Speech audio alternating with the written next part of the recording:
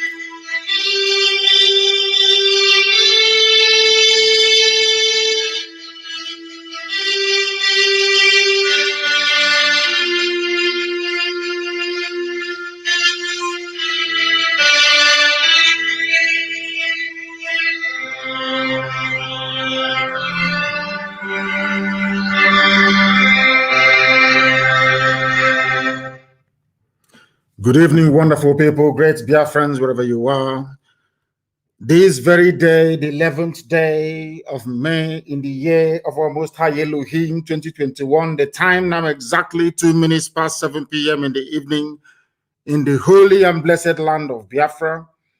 I welcome each and every one of you. Good morning, good afternoon, good evening, and good night, regardless of where you're domiciled and you're listening to us this very day. My name is Mazi Nnamdi Kanu. I am the leader of IPOB all over the world, the indigenous people of Biafra. I am the director of Radio Biafra and Biafra Television. And by the grace, very special grace of the Most High, Elohim Adonai El Shaddai, a servant of the wonderful people of Biafra. And as always, every outstanding protocol being observed, I urge you, please, to let those around you participate, even though they may be far from you. If you have an internet-enabled device, you should be able to listen to us. If you have a functioning transistor radio that has the FM dial on it in parts of Biafra land, and some parts of Oduduwa and the rest of the zoo, you must also be able to listen to us. We are on satellite. We are on IPOB Community Radio app. We are on Radio Biafra. We are on TuneIn. We are on Simple Radio. We are on, just name it, we are there. We are also on YouTube, University of Radio Biafra. We are on Twitter. We are also on Instagram. People now prefer to listen to us via Instagram. A lot of people are flocking to that very platform. If you have not opened an Instagram account, try and do so. If you have not opened a Twitter account, try and do so, because we are also simulcasting on Twitter this very evening. If you go to my Twitter handle at Mazi Nnamdi Kanu, we are there live. If you also go to Instagram at Mazi Nnamdi Kanu _official, we are also there live and direct. And heaven, as always, will bear us witness this evening as we preach this very gospel of redemption, a gospel of hope, and a gospel of renewal, a gospel of restoration, a gospel of enlightenment, that even for the very first time, because of what we are doing, Southern governors, for the first time in living memory that I can recall in the zoo, they met in Abuja, and I will be going through their communique very, very shortly. For the first time, they are gathering and finding a voice to make their demands heard by their masters in the North. When I say the North, I mean the Sharia North, not the Middle Belt. This is exactly what I expect Middle Belt governors to do as well. So we know that they are serious. And I believe that as time goes on, perhaps even the South may be able to incorporate the Middle Belt into their meetings, but that will be for another day. This very evening, we are going to pray as we are accustomed to doing here. We are going to hand over our proceedings very, very briefly and concisely to the Most High Elohim in heaven. We must pray. Chukwu okike abịa mapụrụ m ihe niile, onye na-adị nsọ mgbe niile ebighị ebi, onye anyị na-efe wee na-asọpụrụ mgbe niile. Anyị na-ebuli olu anyị niile elu ebe anyị nọ n'ụwa niile, nna nke ebere, wee na-aja gị mma, wee na-eto gị, wee na-agọzi gị, onye dị nsọ mgbe niile ebighị ebi, onye ime eluigwe, onye ọ bụ naanị ya na-achị, onye ọ bụ naanị ya nọ n'oche eze, elu ụwa wee bụrụ ebe ntụkwasị ụkwụ ya. Anyị na-arịọ gị, anyị na-aja gị mma, anyị na-eto gị, na-asị gị, ezi nna pụrụ ime ihe niile, biko nye ụmụ gị ezi echiche na amamihe, nye ha akọ ma nyekwa ha uche, tinye ha n'ime mmụọ ha mmasị nke ụmụnne, n'ihi na mgbe niile na nwanne na-aka enyi. Ka anyị were ịhụnanya, ịdị n'otu, mmekọrịta nwanne na nwanne were na-aga njem nzọpụta nwere onwe nke gị onwe gị dịrị anyị, ka anyị wee gaa. Ma lekwa ndị iro nna nke ebere dị ngọzi, isi ga-ekpu ha niile n'otu n'otu. Aka nsị ha bụkwana ha ọnụ site na amara gị. Ịgba okwu na anyị ume, ezi nna dị ngọzi, n'ihi na ọ ga-amasị anyị gụrụgụrụ mgbe bịa anyị wee too gị, gọzie aha nsọ gị n'ihe ọma nke ị na-ebe n'ime ndụ anyị. Anyị wee na-asị na onweghị chi dịka gị, onweghị onye ọbụla kere eluigwe n'ụwa ma ọ iwezuga gị, nna nke igwe. Ma o nweghị ihe ọzọ ị ga-eji wee hụ anyị n'anya, wee karịsịchaa anyị anaghị efe arụsị. Ọ bụ naanị gị bụ Chineke, nna nke usu niile nke ndị agha, ka anyị na-akpụ isi ala anya. Ya metụ gị n'obi, nna ndị nsọ, na anyị bụ ụmụ gị. Ya metụ gị n'obi na ala Biafra bụ ala nke gị. Ya metụ gị n'obi, onye nwe anyị na Chineke nna, ka i wee lekọtakwa Izrel ka isi elekọta ya na mgbe agbanyeghị atụmatụ ụjọ niile nke ndị iro. Anyị wee na-arịọ gị ka ịhụnanya gị wee mụbaa n'ebe anyị nọ, ka iru gị wee chaa n'ebe anyị nọ, ka i wee gọzie ụmụ gị n'ụzọ pụrụ iche, bụ ụmụ gị bụ ndị IPOB n'ụwa niile, ndị tụrụ ugo, ezinụlọ nke iji aka gị wee hiwe, ka ọ ga-abụ na ikpeta m azụ site na ihe ịrịba ama nke gị onwe gị ga-eme n'ime ndụ anyị. Ụwa niile ga-asị n'ezie n'ezie na ndị dị etu a bụ ụmụ Chineke. Anyị wee na-arịọ gị, ezi nna bi n'igwe, ka e wee nara otuto, nsọpụrụ, ịja mma, mbuli elu na ikpe isi ala ugbu a na mgbe niile ebighị ebi ka anyị na-arịọ gị ise. Thank you very much. Some of you have corrected. Did I say Abuja? It was in Ahaba. They met in Ahaba, not even Asaba. Ahaba. As we have Ahabi Meni as well. Across Udimini Obaro, that some of you call, or should I say, the white man named River Niger. We are here to preach this very gospel. This very news broke very, very late. It wasn't my intention to cover it, but we are going to dwell on it very, very briefly before we proceed to the rest of the items we have for you this evening. For the very first time in living memory, the Southern governors met in Ahaba. The real name is Ahaba, A-H-A-B-A, not Asaba. They met in Ahaba under the auspices of governors of Southern Nigeria. This is the first time I don't know if they have ever met before. If they have met, please try and enlighten me. I'm not sure they have ever met before. And why did they meet? Because of the raging agitation in Biafra land and also in Oduduwa land. That was why they met. For people, there are some people that will be saying, oh, what? I'm sure that nobody is even talking about what have they achieved, what have they done. But I just want to remind you, should anybody ask you tomorrow morning what you have contributed towards the advancement of the betterment of the lives of the people on the ground, you say to them, courtesy of what I have been doing, the Southern governors have now met for the very first time. And I don't know if some of you read the article in Guardian earlier today. Guardian is even carried it. Do you know that there was a particular governor from so-called South that did not want to come? Do you know that Fulani Janjaweed gave one particular governor, Bob, the listening device, to enter into the meeting with? And I'm sure that people have guessed right. You know who that very individual is. Darling Mrs. Anyway, but love is good. We'll get to that later on. He's in love. You know, when you're in love with somebody, there's nothing you not do for that person. You know how love moves people. He is so in love with his new partner, his new spouse, the new husband, that they gave him listening device, a bug. Tambuwal gave him a bug, a listening device to smuggle into the meeting, so that the Fulani Janjaweed will be somewhere in Kaduna, in Abuja, and in Sokoto listening to the meeting because of love. And who can blame him?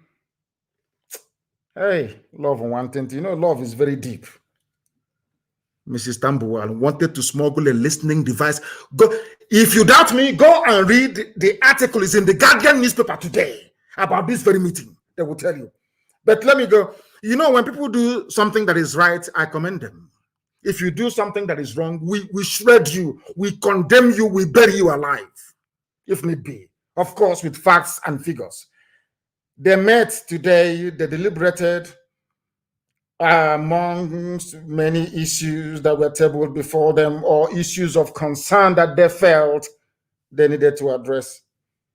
And I'll read it for you very briefly. They affirm that the peoples of Southern Nigeria remain committed. For the very first time, they're using the word, the peoples of Southern Nigeria, which means that all the nonsense being done by Tinubu and his cohorts is in vain. For the very first time, there has been affirmation that the South is actually one. Since 1914, this is the very first time that they are stating publicly in a communique that the South is one by the elected leaders, so to speak. For the purposes of our program this night, we may even call them leaders. Because they did well. I must tell you the truth. Now, let us proceed. And before who brought them together in the first place? One is our agitation. Second is the unity and union, the bond between the East and the West. Between Biafra agitators and those agitating for Duduwa. They have tried everything to break us. They could not break us. They had no alternative than to come together. Do you see what consistency does? This is the benefit of consistency. Once you're consistent in life, good things will come to you. And I also commend our Duduwa brothers this very day for their resilience and their consistency. That is why, for the first time in a meeting, in a place, you have governors from the east, you have governors from the west, Igbo governors, Yoruba governors, of course, together, saying something that makes sense for the first time that I can even remember.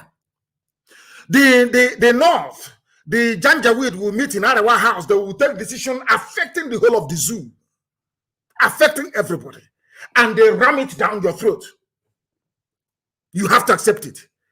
And where they found this courage, I have no idea. Maybe they are emulating what we are doing. They now understand that we have no fear before our enemies. They now understand that we are scrupulously clean, whiter than white and whiter than snow. They now have developed, or should I say, come to appreciate the essence of courage and determination. So for coming together, of course, I commend them. I do commend them because they have done very, very well. During this very meeting, they affirmed that peoples of southern Nigeria remain committed to the unity of Nigeria. Well, of course, that's expected if you consider they get their monthly allocation. Everyone wants to go to Asorok, so they will say they want unity of Nigeria. But they want unity of Nigeria on the basis of justice, fairness, equity, and oneness, and peaceful coexistence between and among these peoples, with a focus on the attainment of shared goals for economic development and prosperity. English, it has no meaning. The latter part of what they have written here has no meaning because they've been saying this rubbish for very many years. Now, the second point on the communique states, observe that the incursion of armed herders, criminals, and bandits into the southern part of the country has presented a severe security challenge such that citizens are not able to live their normal lives, including pursuing various productive activities, leading to a threat to food supply and general security. Basically, they are warning Fulani, Janjaweed, terrorist headsmen, short for Miet Yala. They have now come out to say that they are concerned about the activities of Miet Yala. Consequently, the meeting resolved that open grazing of cattle be banned across southern Nigeria. In other words, if you see any cattle in any farm from tonight, anywhere in southern part of the zoo called Nigeria, you kill it. You are enforcing the law made, or should I say directive executive order made by those that you claim you voted for to look after your affairs. They noted that development and population growth has put pressure on available land and increased the prospects of conflict between migrating herders and local populations in the south. Given this scenario, it has become imperative to enforce the ban on open grazing in the south, including cattle movement to the south by foot. Nobody should bring cattle into the south.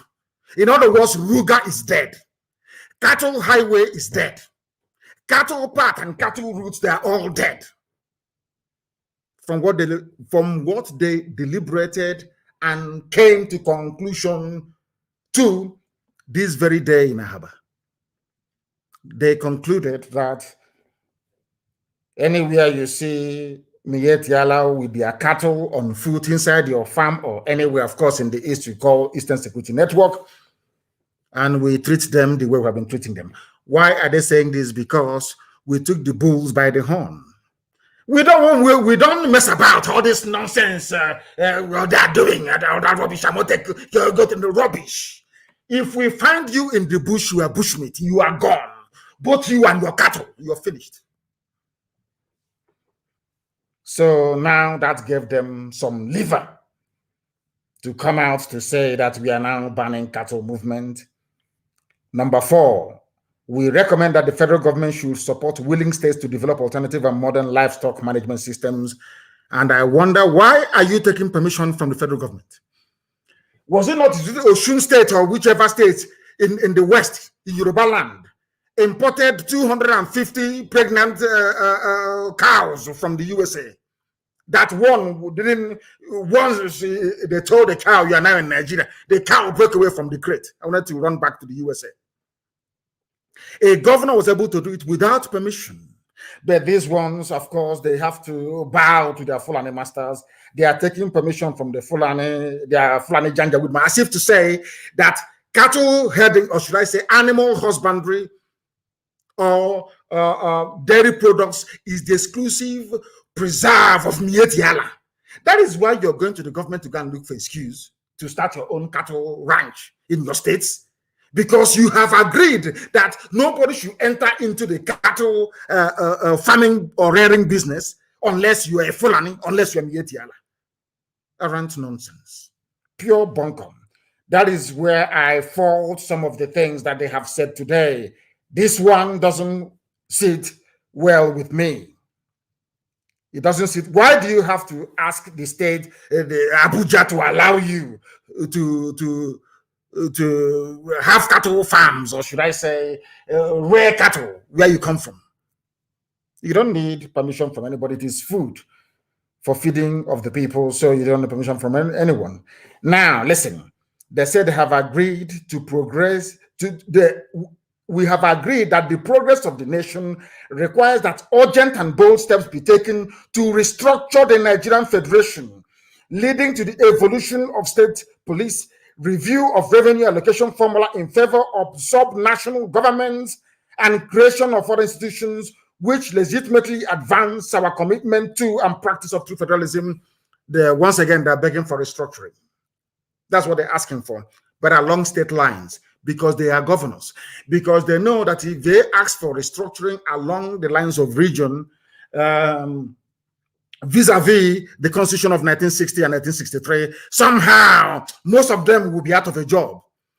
Do you see how parochial? Do you see how selfish these people are? What concerns them is their office for them to protect it. That is why they are arguing for restructuring along state lines where you will not answer your name. Where somebody can say, oh, I'm from Rivers State, that has no meaning. I'm from Delta State, that has no meaning. I'm from a state that is named after a river, no longer the people. Because they know that if we ethnicize the identity of people in the zoo, our eyes, or the eyes of everybody, will open at the same time. They don't want to ethnicize it. What they want to do is to go with these same artificial boundaries, the same thing that the white man did. That is what they want to recreate. They want the entrenchment of the state system in the zoo in order for them to remain relevant and valid in office. And we are against that completely and totally. Now, these southern governors are recommending that in view of widespread agitations among our various peoples, here we come, we have now come into the play. Oduduwa and Biafra agitators, we are now in the game. They are now talking about us. Let us hear what they had to say. We recommend that in view of the widespread agitations, of course, by IPOB and Oduduwa agitators, among other various peoples, for greater inclusiveness in existing governance arrangements, the federal government should convoke a national dialogue as a matter of urgency. So we are now moving very close to that referendum we talked about, isn't it? Because after or once you pick up a gun, it will always end on a round table. Not the table with four corners, no. The rectangular ones, no. Always on a round table. And they now understand it very clearly. They are now calling for national dialogue. If they have the clout, if they have the presence of mind or conviction to push these things through, for their counterparts and their husbands in the north to agree to, is another matter altogether. But at least they have said it. And they must also be commended for it. They also recommended that in deference to the sensitivities of our various peoples, there is need to review appointments into federal, like federal character, that Fulani should not dominate everything. This is a very diplomatic way of saying that Fulani should not take over every sensitive security position in the zoo. It must also go to other ethnic groups as well. Now, this is one that I love very, very much. We have resolved to foster cooperation among the southern states and the nation at large. For the very first time, they are saying that the Igbo and Yoruba will work together. Izon is there, Ijo is there, Ibibio is there, Efik is there. For the first time since 1914. Some of you may be shocked.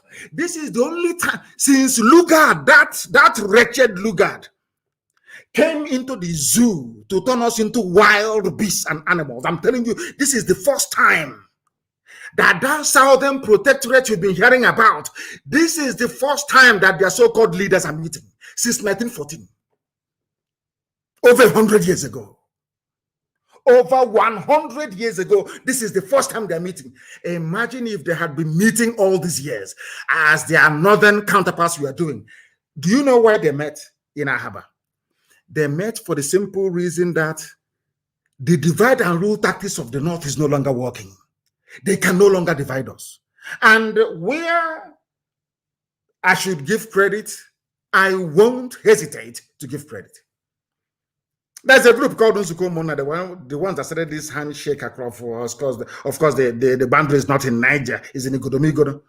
They started all this movement to try to unite the South. Nsuko Mona, they are called. They have been fighting for very many years. And I also give them credit because this is as a result of what they have been fighting for over the years. What Biafra and Oduduwa agitators did was to give impetus to this very thinking. That is why we are where we are today. For the first time since 1914, over a century ago, over 100 years ago, the leaders of the South are meeting to discuss something, should I say, issues of common interest. They have resolved now to cooperate. Let it not be that when your husband calls you now from the North, you start panicking and saying, I'm not part of it. I'm from the Southeast. I'm from South. I'm from Southwest. Once you maintain that united front, you are impregnable. Even if one stupid governor may be responding to what the husband is requesting from the North, once you are united and you're very, very strong, the Janjaweed will bow to you. These are the things you must understand and have that in mind. Now, they have expressed concern. This is where they now come to Radio Biafra. I want you to understand that this meeting today in Ahava is all about those that want freedom. And what we have been preaching on Radio Biafra for very many years, now it is sinking in. They pretend they don't listen, but everybody listens to what we have to say on this noble platform. I mean, absolutely everybody. They listen to us. And we are winning this very war of ideology and war of philosophy. Why am I saying this? The governors expressed concern on the continued gridlock on Oshodi-Apapa Expressway, which we have been talking about now for years, and the chokehold it has exerted on the nation's economy, being the sole outlet from Apapa Wharf. The meeting therefore recommended the activation and establishment of ports in other states of the Federation to create new jobs and promote socioeconomic activities in the country. What I have been preaching for very many years, isn't it? When I was in the dungeon in DSS, somebody came to me and asked me, what would you like to see done? And I said to them that you must open the seaport in Warri, open the seaport in Iguacha that the white man named Port Harcourt, open the seaport in Calabar, and allow Onitsha River Port to function. In fact, you can even go as far as building another one in Lokoja as well. I wrote these things down and I gave it to the federal government of Nigeria. When the Eastern governors called us for a meeting, I went to Eastern governors and I gave them the same thing. I never asked them for any money. I didn't ask them for anything. I didn't ask them to make my life better, to buy me a helicopter, or to buy me a private jet, or to open an account for me in the Cayman Islands, stuffed with dollars. No, I asked them. I said to them that our people need employment. I said to them, the railways they're building in Nigeria today was my recommendation when I was in detention. I said to them, I'll give you this sound economic advice for free. But of course, they misused it. I said to them, if you go to everything I've been preaching for the past, I don't know if it's 7 or 8 years, it is there. Now, for the first time, they have agreed. They have come together to agree that Warri Seaport should be opened. Calabar Seaport should be opened. Iguacha, that they call Port Harcourt Seaport, should be opened as well. Now, do you understand it? Or I want all the intellectuals to understand how far we have gone. We always win. I said to all of you, in the end, we win. Just remain consistent. Do not waver. Do not move to the right or to the left. Remain where you are on the path of truth, justice, and honesty. Eventually, your ideas will prevail. And today it has prevailed. They are now asking for the creation of jobs and the promotion of socio-economic activities in the southern part of the damnable Zoological Republic. The meeting expressed concern on the economic implications of another lockdown on the country. Now they know. They now know. This is what I wanted to talk about this evening. Before this very news or communique was issued by the governors of the South, they are locking everybody down to stifle the economy, to harden the terrorists into the South, to commence the final onslaught, the final phase of the Islamization agenda of the Sokoto Caliphate. It's nothing to do with COVID. Absolutely nothing to do with COVID. They want to bring these people down to our land to commence the final onslaught before 2022, when they had hoped to overrun every inch of territory in the South on their path to the full Islamization of the damnable contraption we know as Nigeria. They do not want another lockdown, and therefore suggested greater coordination and cooperation between federal and state governments in evolving strategies for dealing with the pandemic. In other words, no, Yusuf Abubakar Mohammed cannot sit in Aso Rock anymore and issue directives saying, oh, we are in a lockdown. And what stupid lockdown? The Fulanis are using it to stifle us. Whereas the borders are open in the north. They can bring in rice, they can export cement, they can cooperate with their Niger Republic brothers and sisters and cousins. But in the South, they say no movement, lockdown. They want to stifle us economically, because if you don't have money, there is no way you can lobby the world, there is no way you can buy weapons, there is no way you can exert any measure of influence.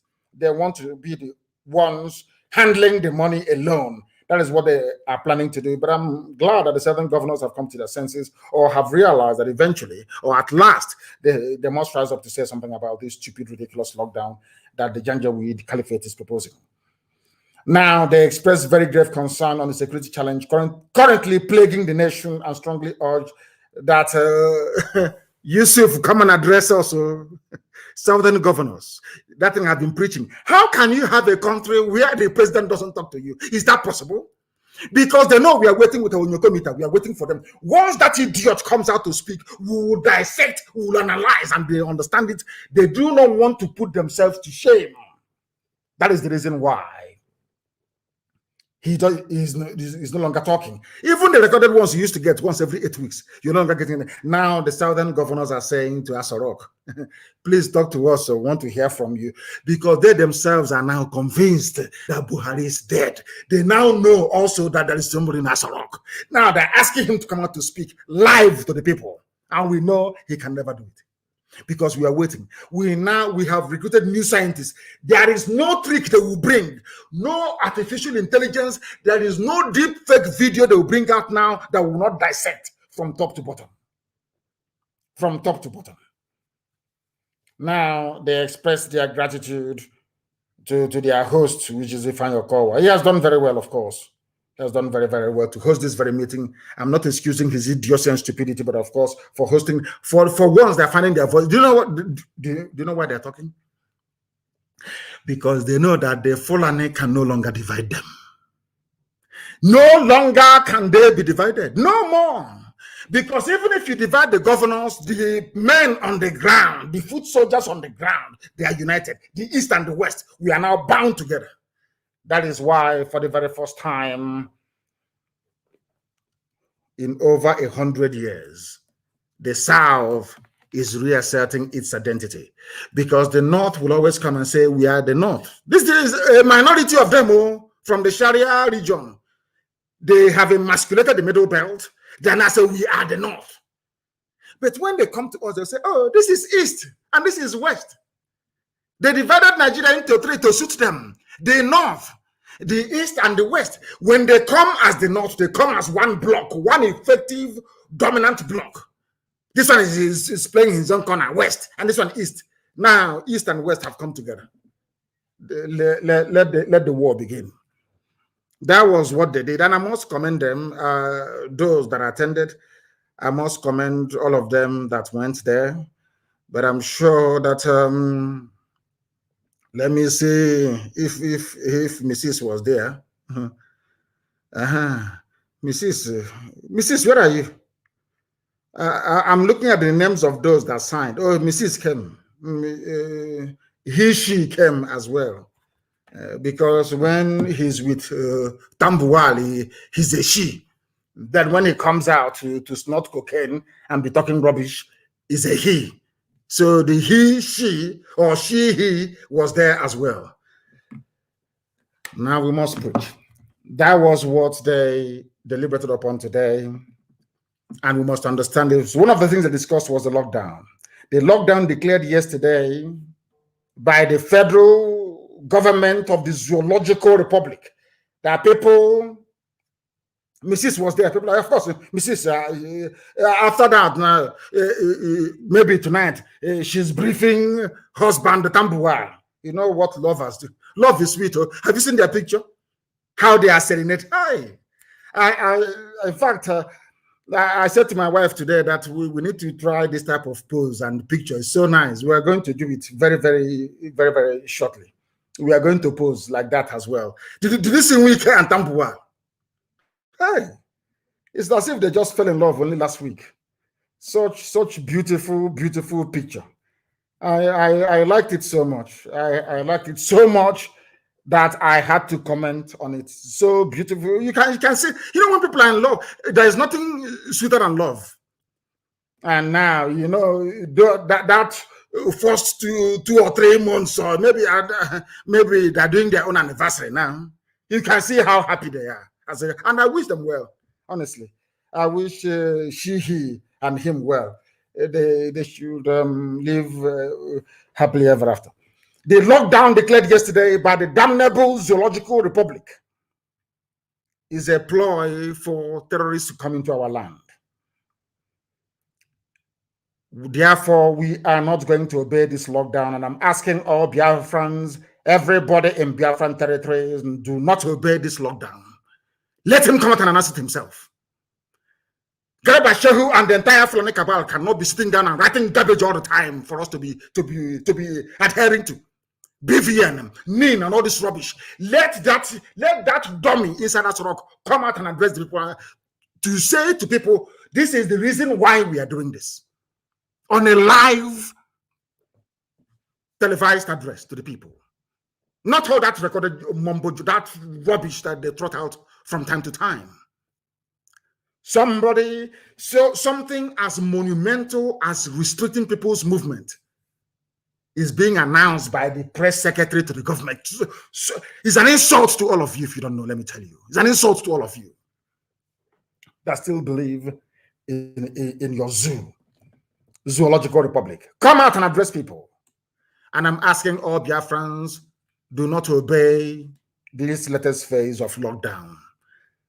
The reason being that they want to use the dead of the night to move their fighters into our forests because we have defeated their foot soldiers.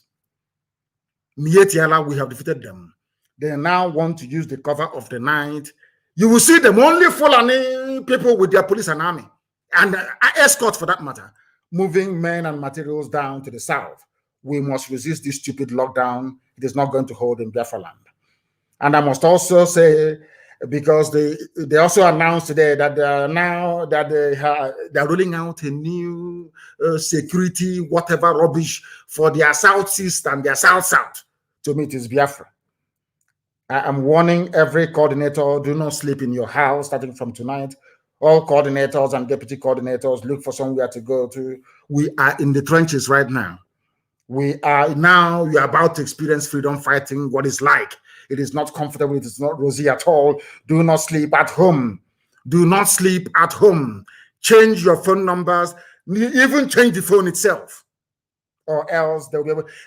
Now, DSS is finding it difficult to track people because we are making their life a misery as well. And they understand. We are waiting for them. Their own turn is coming.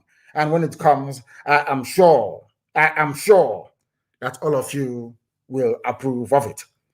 They say that Buhari, whoever they're calling Buhari, we don't know. Of course, we know him to be Yusuf Abubakar Mohammed. They have announced fresh security measures to tackle insecurity in the Southeast. And I'm asking them this very simple question. Have you ever heard them before? Despite the progress being made by Boko Haram, ISIS in West Africa, Al-Qaeda in the Maghreb,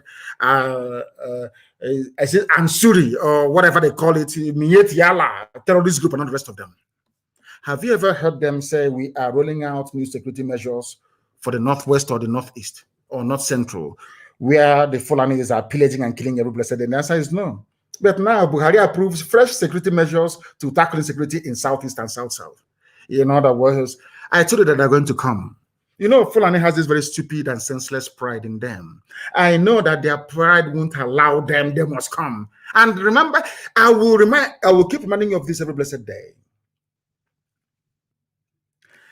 This Fulani army will die in Biafra land.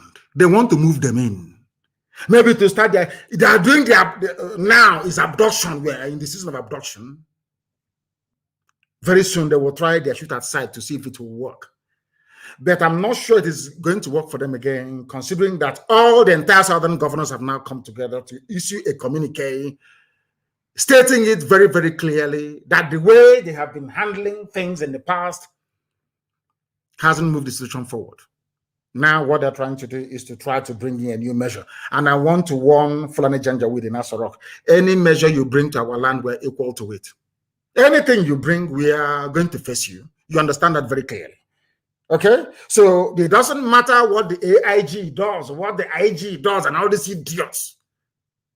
The more you move men down to the east, the more the north will be taken. But of course, I know it's all the part of the game plan. What they want to do is to emasculate, to intimidate, so we can become wretched, lily-livered cowards. We will now allow you to enter into our land, or send us away from our land. We'll come maybe to IDP camps in Ambazonia.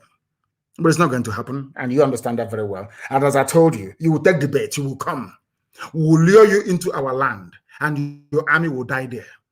And the places you left in the north, in Sharia, Kor, Arewa North, will be taken over by terrorists and criminals that will never, ever, ever listen to any of you. These are the things you must understand. So we are ready for you. Anytime you want, you can bring the game on. We are waiting for you. But you can never, ever have it easy anymore. All that thing that people come out, you open fire anyhow. You know that if you open fire on the people, you will be confronted there and then immediately. And you are going to die sooner than later. You will also perish. So now you understand. It doesn't matter what you announce or what you're not announcing, but we are assuring you that you are not going to prevail nor succeed in intimidating the children of God into submission. It cannot happen. You can try that nonsense elsewhere. It will work for you. But you see, in the East, it can never, ever work. Never, ever work. Not today, not tomorrow, not ever. Because when tyranny, as somebody said, when tyranny becomes a law for the government, massive rebellion becomes a mandate for the people. Because you cannot keep pushing us to the wall all the time, pushing us to the limits, massacring innocent civilians over and over and over again, and you don't expect them to fight back. You must be foolish. I want to remind all the intellectuals and sophisticated morons, all of them, go back a few years ago, the slaughter, the killing of IPOB family members, peaceful protesters, Shia protesters, and SARS. Every time Army and police will come, they open fire. None of you will talk. But now in our land, they are always looking behind their backs. They don't know where death is coming from. Because I assure them, they're all going to perish. The people telling you that they have a plan to secure the East, Southeast, and South-South, according to them. Armed robbers invaded Asorok. So we are led to believe. Only under this regime, something unheard of in the whole world. It's never been, I don't know where these Nigerians, I don't know who gave them their brain. Maybe it was picked from the dustbin. I have no idea. Some of you may have dismissed this issue of armed robbery in Asorok, but I want you to understand something that's never happened anywhere before in the history of the world or modern governance. Never ever happened before. They said they ransacked the chief of staff home, Ibrahim Gambari, and Abubakar Kanu. and they stole valuable assets. That is how corrupt the Fulani people are. I told you before that is something the Fulanis they have perfected over the years. When they finish draining any particular department of parastatal dry, they set it alight to destroy every incriminating evidence. I am sure that whatever they may have stolen from the homes of Ibrahim Gambari and this Abubakar Maikano could be financial instruments worth billions of dollars belonging to the people. If you ask us, oh, armed robbers came, how can armed robbers, if armed robbers can, or should I say, unknown gunmen enter into Asorok to go and steal state valuables? Now tell me which part of the zoo is safe. They did not sit down to say to themselves, let us look for a way to strategize and devise new security approach to Asorok to guard it. It's Southeast and South-South they're interested in the East, Biafra. And newspapers and their editors publish this type of junk every blessed day. And I'm asking them, they have no shame, honestly. Armed robbers came to the seat of government to steal and walked away free. You shamelessly came out to announce that you're devising a new strategy for the East. You have not been able to devise a strategy to keep yourself safe inside Asorok. That is how they reason. It is supposed to be the most secure place in Nigeria. It is now every man for himself. That is why I commend Governor Autumn for what they have done. I will ask the southern governors, when next to your meeting, invite your middle belt counterparts, and you see that the zoo will collapse within 2 weeks. Not just collapse. All those things that you have been asking for, they will give it to you. That is why all of you must come to the fullness, or should I say, to the realization that you must, without fail, keep on doing what you're doing in terms of defending your land. You must defend your land. Look at people suggesting. I mean, can you go to, how can I put it, to a gate man in a hospital and ask them to administer any form of treatment because you found them at the gate? Because you found them at the gate of a hospital. These people, they're like gate men in a hospital. You are prescribing a remedy that you cannot even yourself inculcate into the plan to keep your own self safe. You're not safe, but you're busy dishing out directive to go to, we now have a new plan. I'm asking the IG of police, go and secure Asorok first. Go and secure Abuja, where children are no longer going to school. Go and secure Abuja first. Go and recover Medugri. Go and recover parts of Yobe. Go and recover parts of Zamfara from the same terrorists that you groomed before suggesting how peace can be restored in the East. If you want to use it as a cover to bring in your army, they're going to die there anyway, so there's no need. I will not stress myself on this. Bring them now, you're going to see. And I want to warn our Oduduwa brothers, and I made it very clear to the activists last night, that the Fulanis imported a lorry load of arms and ammunition, and the containers were being escorted by the military last night, and they offloaded this very consignment somewhere in Oshodi. But I'll come to that later on. I will give you the full details of exactly what transpired. And that was why Tinubu said that we had planned to bomb Lagos, something that is undoable in a billion years. In a billion years. They think we are very good students of contemporary history. We know the history of the war. I know personally how people from the West viewed the move by Biafran army to go and capture the seat of power or to neutralize them. It wasn't even an army of conquest to conquer Yoruba people, of course not. It was heading straight to Dodan Barracks in those days to go and neutralize them. I know personally how my Yoruba friends have explained to me their trepidation and their fear over that very expedition. led by Banjo then. We know. So we cannot try anything stupid. We can never, ever, ever, not on this earth, antagonize our Yoruba brethren. It's impossible. We can never do it. We meet all the time. We have meetings all the time. So how can we? Are you telling me that all those gallant men in OPC, all those gallant men all over Yoruba land, they cannot do any work? If we agree that they should go and start, disturbing those who are disturbing them, they have more than enough men to do it. More than enough to do it. We don't have to go there. But they lied as usual, as they always do. As they always do.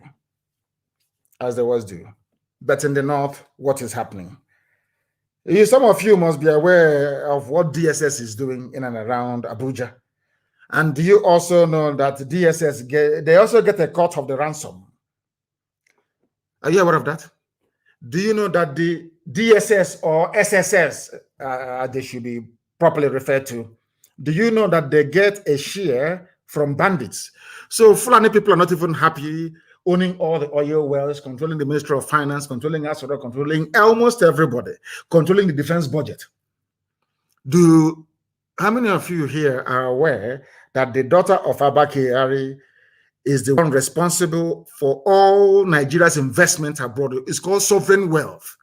Investment in stock markets all over the world is the daughter of Abba Kyari. They control everything. Federal Inland Revenue, every source of finance. Finance minister is always Fulani. Even when you plant your joro, or you plant maize, or you plant cabbage or carrot, the same Fulani terrorists will come and destroy it, use it to feed their cattle, and kidnap you in the process. Even that little money you have made by selling maize or yam or cabbage or watermelon, you now use it to pay the same Fulani to release your child, release your father, or release your mother back to you safely. Do you see what is happening? And you'll be astonished. I don't know why the mainstream media in the zoo doesn't want to give this very particular piece of news the coverage that it deserves. How we receive weapons from DSS agents and share the gains by Fulani bandits, Fulani terrorists. DSS that is busy abducting people. Oh, they want us to go into kidnapping and armed robbery as well. That's what they want. So we can start sharing the money. Okay, that's what they're looking for. They are, as I'm speaking to them, they are now in Aba and everywhere, claiming they are implementing security strategy. But the same DSS, I don't know why their National Assembly, I have no idea why these people should not be investigated, prosecuted, and shut down. DSS. Instead of contributing to making your lives as safe as it can be within the contraption, they are making it worse. I'll read it for you. They told a German television, Deutsche Welle, in a recent report that they borrow money from DSS agents. And who are the people in charge of DSS? Fulani. Who are the people borrowing guns and ammunition from DSS? Fulani terrorists. That is why the South must understand they are all in this whole thing together. They're all in it together. As the security is worsening in Nigeria, armed bandits terrorizing different parts of the country have made a startling revelation to the German, I think it is the flagship media in Germany, Deutsche Welle, that they have been receiving weapons from operatives of DSS. You see their DSS, you see them with their uniform DSS. They are worse than bandits. These are hardened criminals, and none of them are Fulani. Very, very sadly. The criminals told Deutsche Welle in a recent report that they borrow weapons from the state agents and then go to work to share the ill-gotten gains together. They go, you pay ransom, they go to school. Now I know the reason why they keep sending that terrorist Sheikh Gumi to go and negotiate. They know where they are. DSS will not go and get them or mount a rescue operation to release those who have been kidnapped. Instead, they're waiting for you to pay the ransom. They will tell Sheikh Gumi, tell them to pay, It's dicey. Operationally, it's not difficult. The terrain is, there's a valley, there is a hill. Talking rubbish. You give that 100 million naira ransom to the bandits. DSS will collect their own cut, maybe take their guns or say, oh, boys, well done, in the same one Nigeria. In the same one Nigeria. Now the world knows because Deutsche Welle carried it. That thing we have been saying for years, that all the Fulani cabal that are in it together, every Fulani person in any sensible position in government is part of this very grand conspiracy to overwhelm all of you. If you don't submit to their will willingly, they will use every tactics, including terror, to get it from you. Now the whole world knows, including the government of the USA, the EU, the UK, Japan, Russia, China, everyone now is fully aware of the fact that Nigerian security forces are the ones fueling insecurity for financial benefits. It is here in the news. Go and Google it. It is very clear. Insecurity, how we receive weapons from DSS agents and share the gains. These are Fulani people, perhaps from Timbuktu, telling Deutsche Welle. And all of you are there shouting one Nigeria, making the Janjaweed feel that you need them, whereas they are the ones that need us to survive. I have asked you this thing before. Go and read the amalgamation document. Lugard made it very, very clear. The reason why we are amalgamating the North and the South is because the North is poor. They have nothing. Till today, they still have nothing. These are the things you must bear in mind. The time we are live and direct, for those who are peddling, I'll come to that thief who Bola made it later on, to those writing junk that Interpol is looking for Nnamdi Kanu. He fled from London. The time now is 7:55 live. Interpol, they know where I am. Everybody knows. If you want to know, you will know.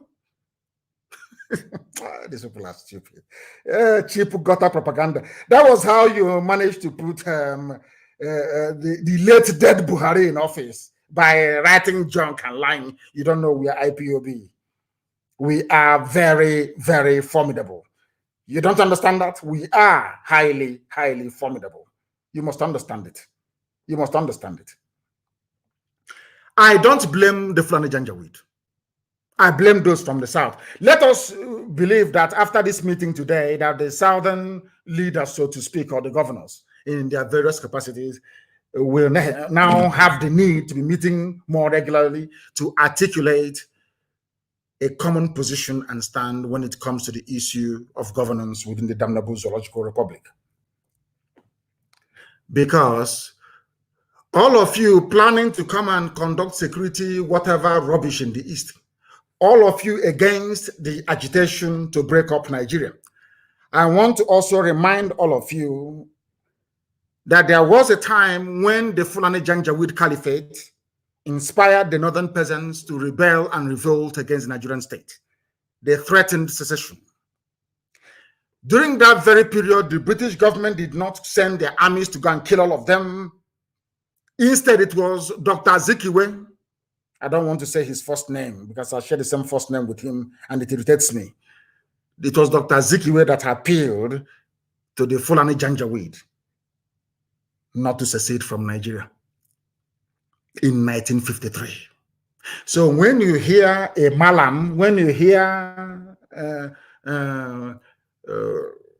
Al-Majri writing nonsense on Facebook, I want you to remind him or her, it was you people, the Fulani-controlled northern part of Nigeria, that planned to secede from Nigeria. This is not 1966 coup or anything. Before then, in 1953, the first people to ask to exit Nigeria is the Fulani Caliphate of the North. But today, when you hear them talking, you will think somehow that because then they have not discovered oil. Not at least not in commercial quantity. Now there is oil. There is a commonwealth. There is one money. Dollar must flow from oil and gas in the East. Everybody now wants to die for one Nigeria. But it was Zeke's voice.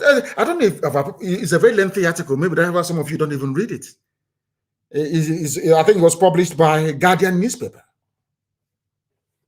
Zeke's voice that voided planned secession by the North in 1953.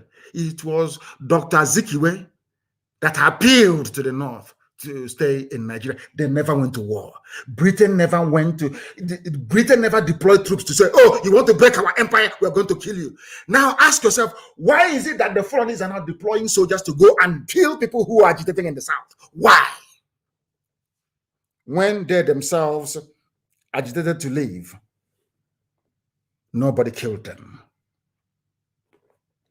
In 1953, when northern Nigeria were beginning to consider secession from the Nigerian colony, that would soon be a nation, Dr. Azikiwe gave a speech before the caucus of his political party, the National Council of Nigeria and the Cameroons, in Yaba, Lagos, Nigeria, on May 12th, 1953. Tomorrow will be the anniversary of this.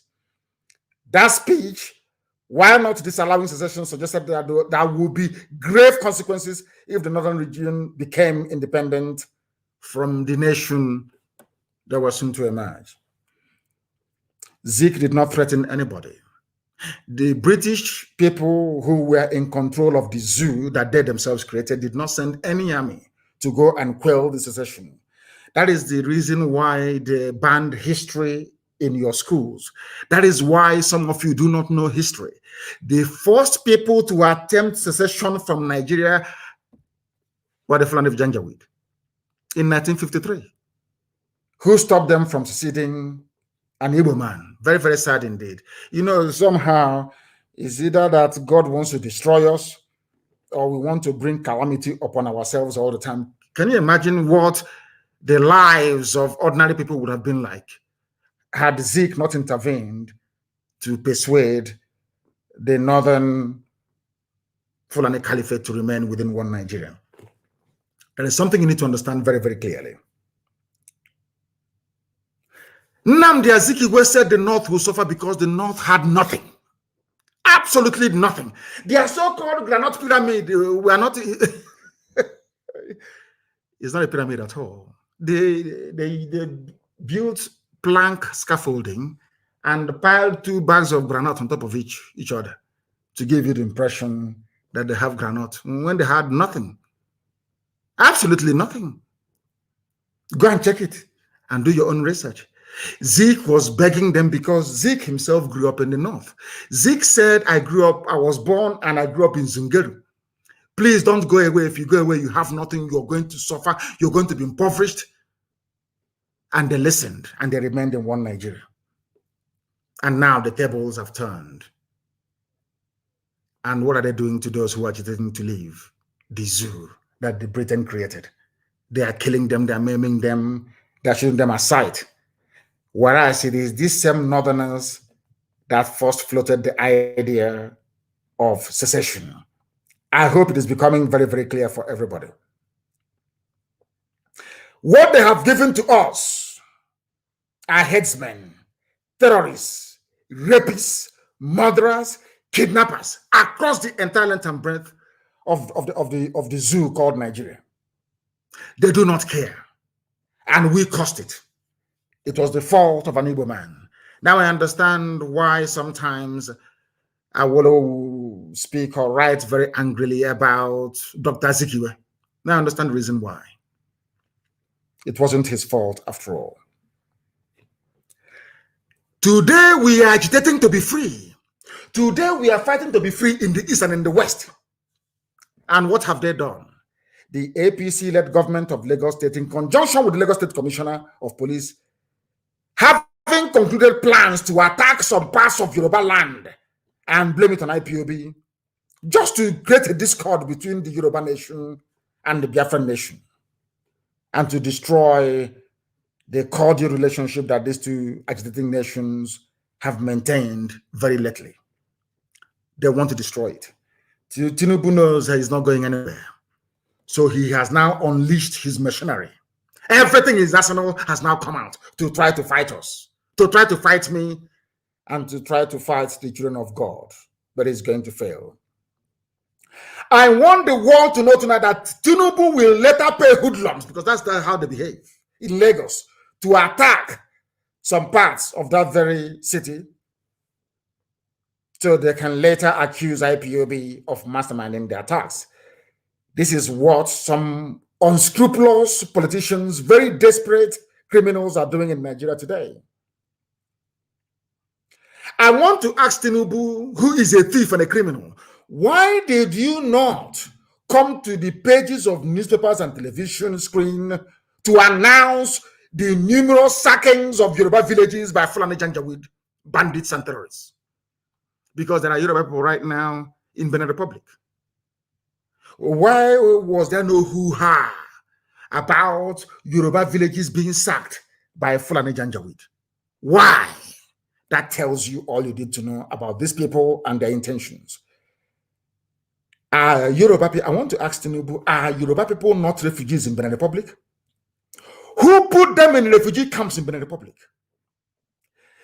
Are you telling me that Yoruba media is afraid of their Fulani masters and in their docility, real damage is being done in Yoruba land? You have the courage to link IPOB to whatever nefarious activities that you're planning to unleash in and around Lagos. But people that pursued Yoruba people into Benin Republic, you cannot write about them nor admonish them the way you have tried to do against the squeaky clean image of the indigenous people of Biafra. This is very, very sickening.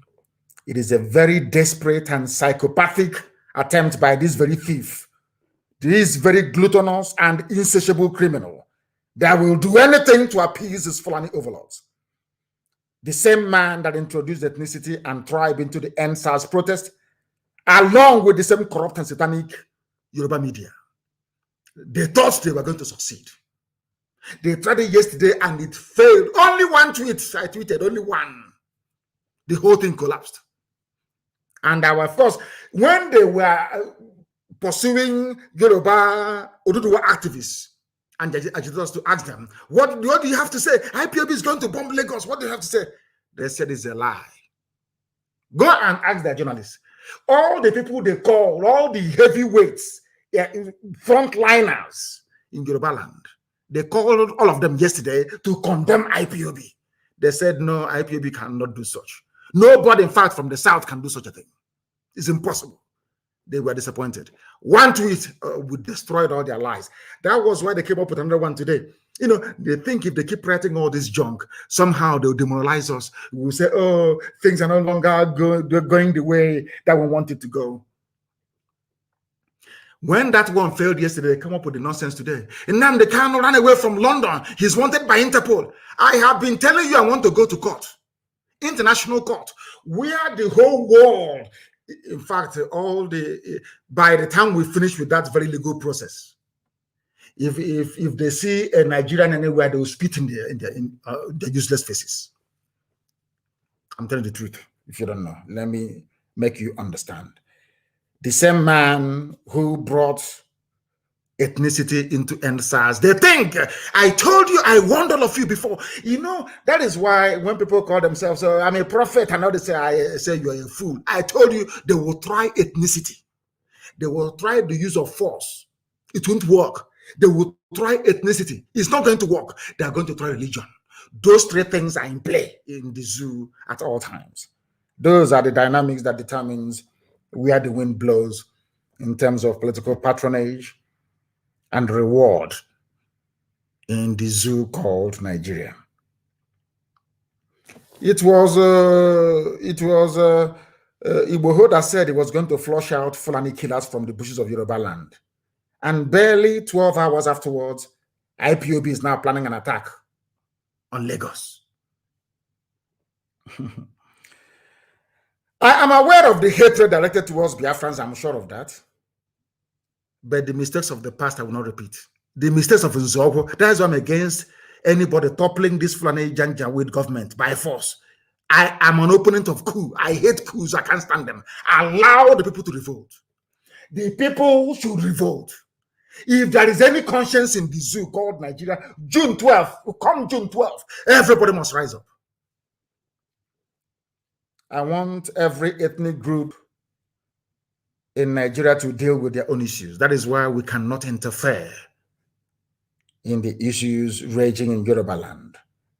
And I wholeheartedly trust our Yoruba brothers, our brethren who are fighting for their freedom, I am begging all of you, please descend on these, your criminals, as we are descending on ours, and do it very, very quickly, because they are making your lives a misery. That second-class Muslim, PC, police commissioner in Lagos State, he's a Yoruba Muslim, but he cannot lead the Jumat prayers in the north. Go and ask him, if in any mosque, even the mosque you have in Yoruba land, if a Fulani boy of 10 years walks into the mosque, he will lead the prayers. I want to ask this Lagos police commissioner, his name is Hakim somebody. You were an ADC at the camp to Tinubu. Now you're a police commissioner. You think that all those Ibro lifestyle in Lagos can wash indeed? You don't know you're meeting IPOB?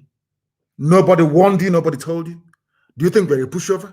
You think that one stupid, ridiculous, misleading headline in the evening can shake us and we start panicking? You are in for a shock and a surprise, I'm telling you. You are a Muslim, you're a Yoruba Muslim. In Abuja, you cannot lead prayers in a mosque in Abuja when a 10-year-old Fulani boy is around. Even if there's no Fulani boy, a Hausa boy will lead that very prayer. You are a second-class citizen to them. You cannot lead a simple Juma prayer in any mosque that has a 10-year-old Muslim boy in it. But you're busy disgracing yourselves on the streets of Lagos by mouthing your usual garbage and rubbish all the time.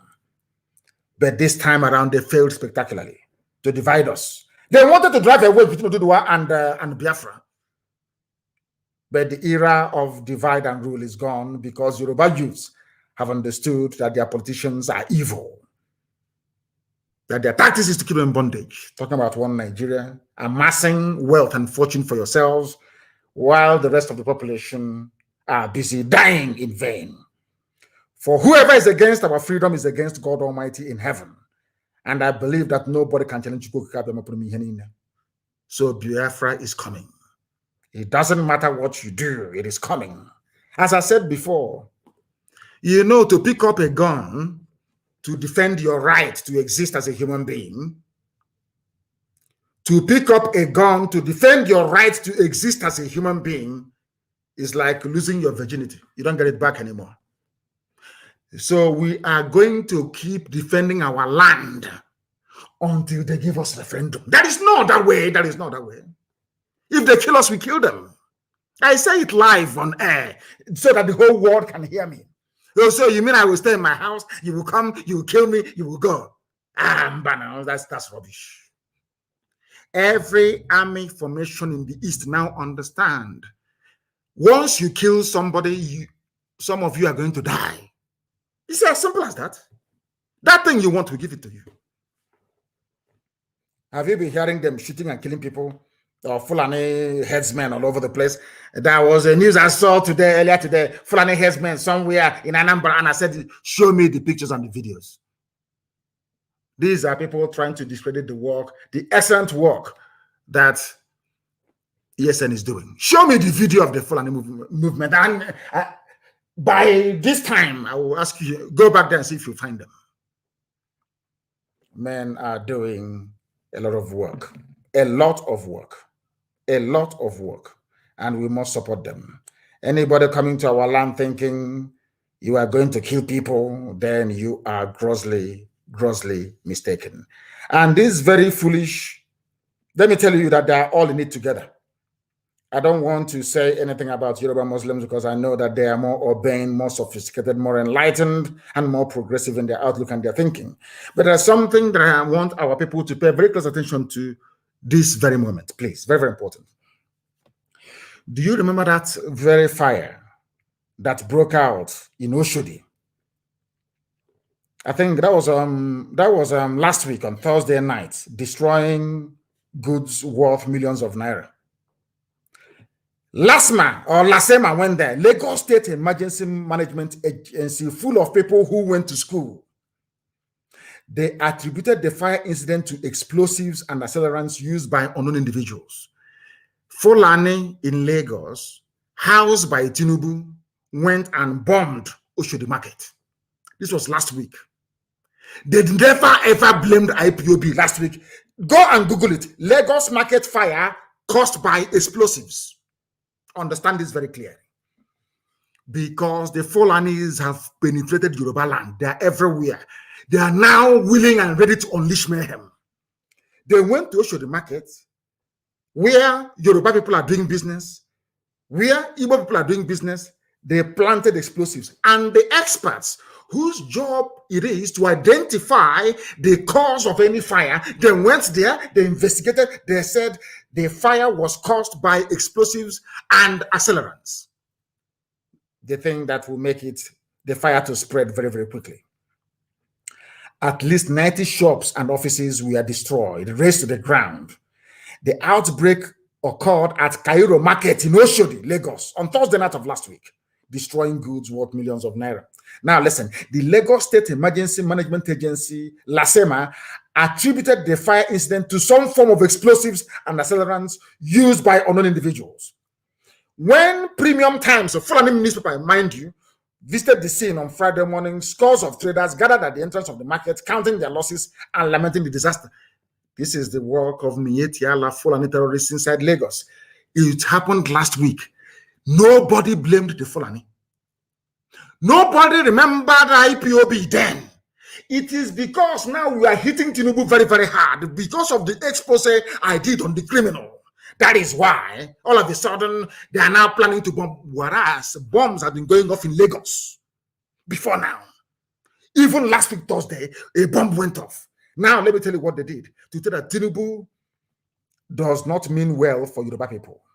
I want to prove to my Yoruba brothers that Tinubu and that idiot called a police commissioner do not mean well for you. Now, listen.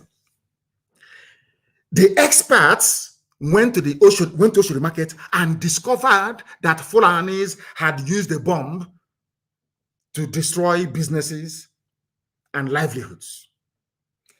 Yet, the Lagos Commissioner of Police came out to claim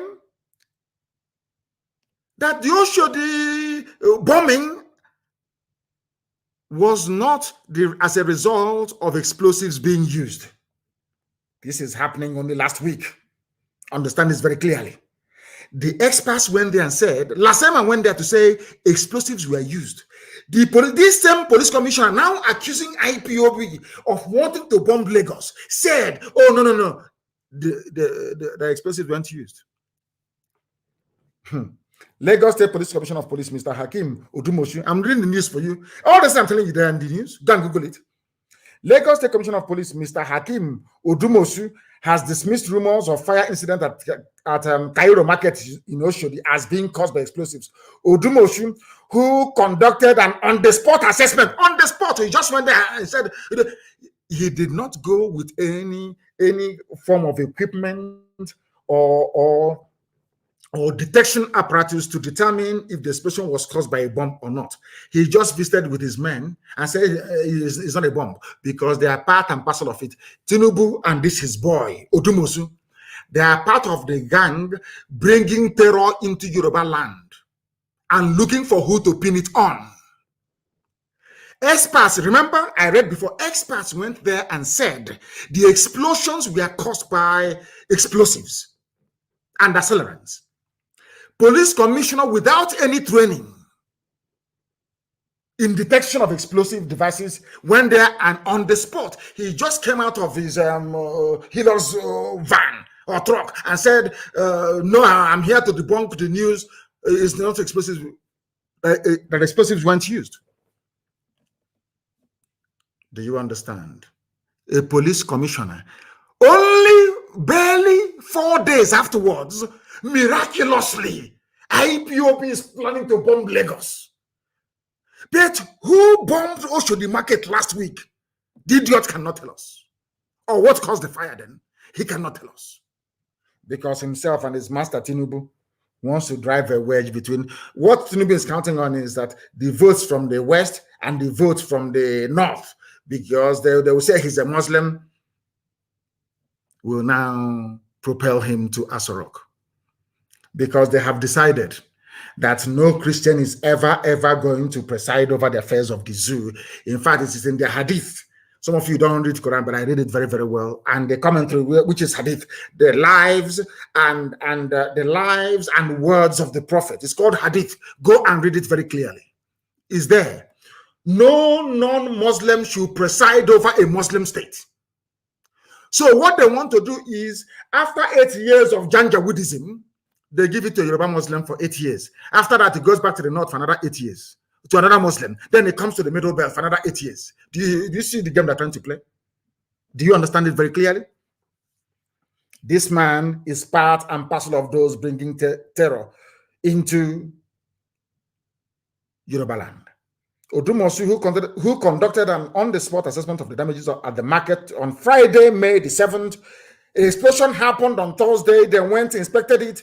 The Lasema people, this fool went on Friday, May the 7th, and said that they have not discovered any bomb. How can they discover the bomb? Exploded now.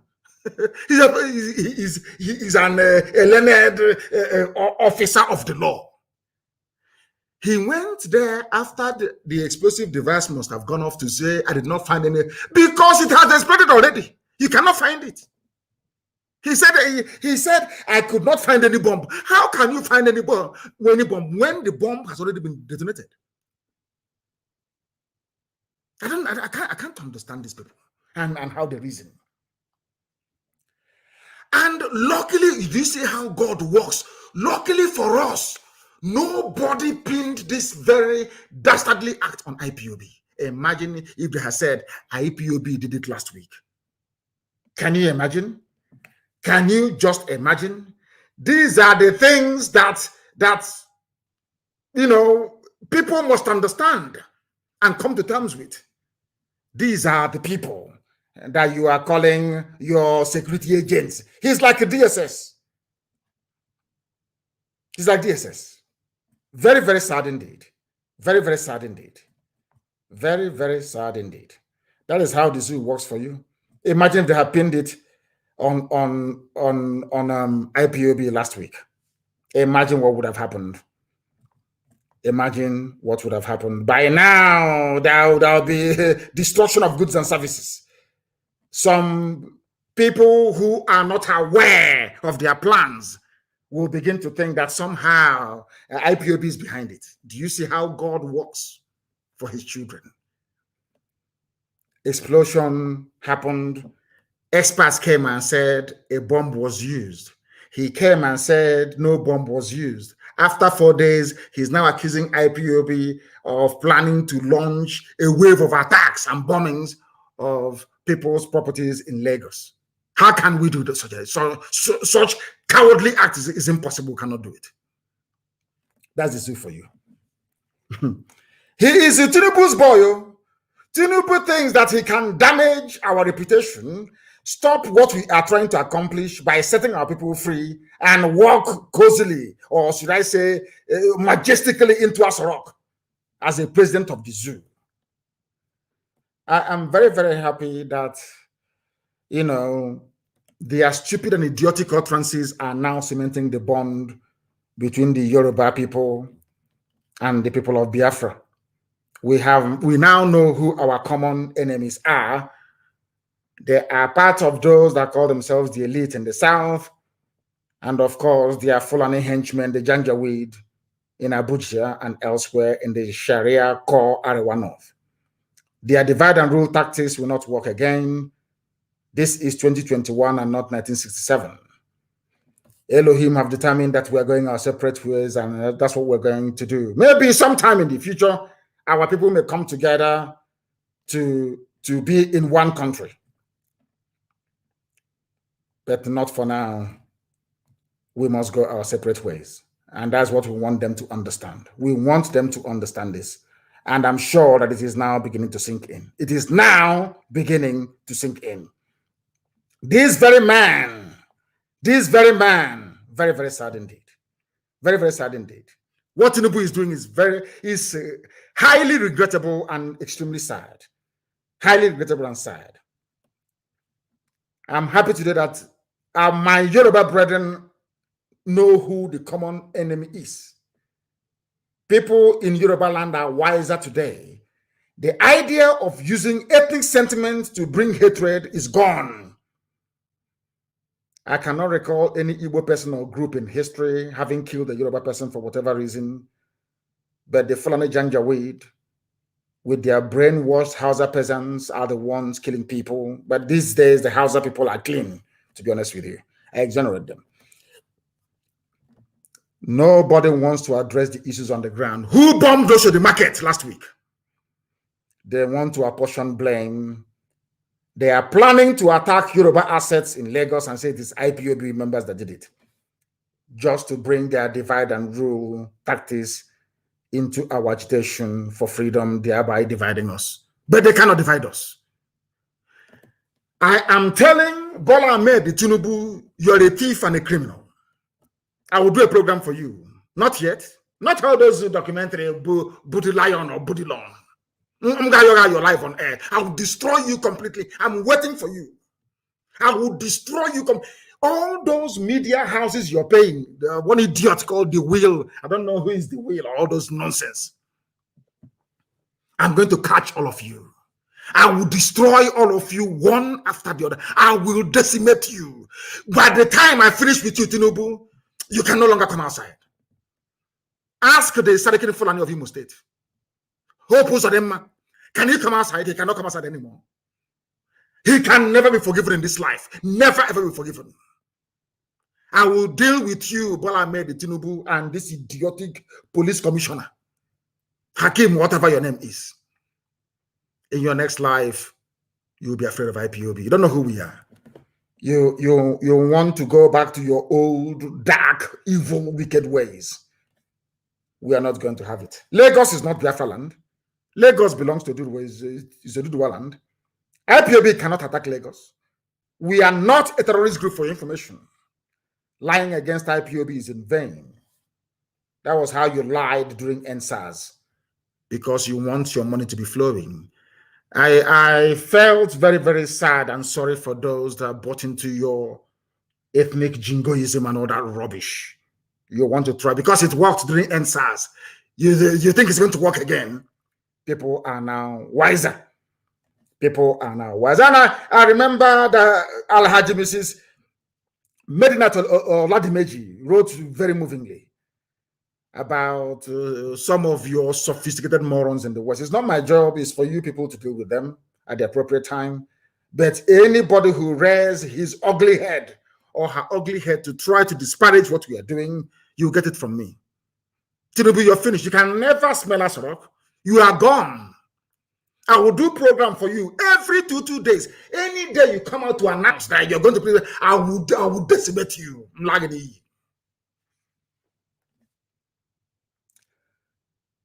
All these people, I'm sure those of you in Lagos, you know a place called Shema Petroleum beside Westminster Market along the same Oshodi Expressway. I now want to tell you who caused the bombing, who firebombed Oshodi Market last week, Thursday. Because I have the intel. We have the M branch. There is nothing that happens in the zoo that we don't know.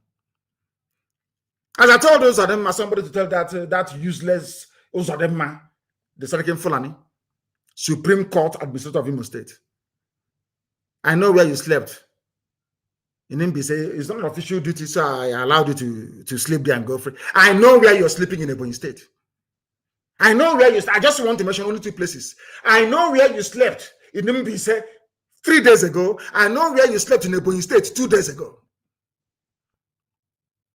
Just to let you know that we know.